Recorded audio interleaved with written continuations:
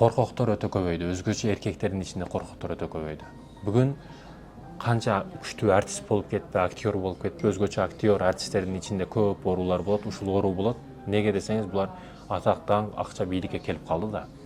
Келип калган учурда элдин ичинде деп сайраңдап, билеп, чыйлап жүрө берет.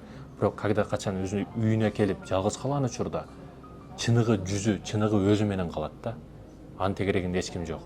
Өзү менен калган учурда чындап коркучту баштайт. Себеби өзүнүн ким экендигин өзү түшүнө баштайт да ошол учурда, караңгы бөлмөдө. Өзүң менен калганда кимсиң? Телефон менен разнараз калганда кимсиң? Жекеме-жеке өзүң менен күзгө сүйлөшкөнүңдө кимсиң? Аны ар ким өзү жакшы билет.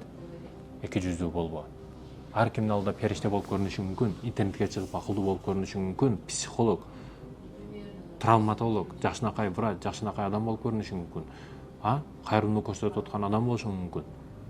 Ар кимге жардам беримчи адам болушуң мүмкүн. Бирок ичиңдеги экинчи фальшивый жүзүң, аны өзүң жакшы билесиң.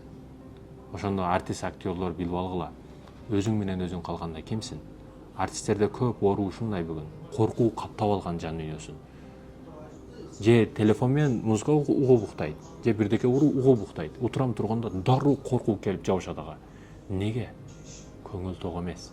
Ал чыныгы жүзүн өзү жакшы билет. Эч ким жок учурда өзү менен өзү сүйлөшкөнгө туура келет да. Элдин ичинде жүрө берет жыргап эле күндүзү. Ошондуктан коркпо, Аллага кайт.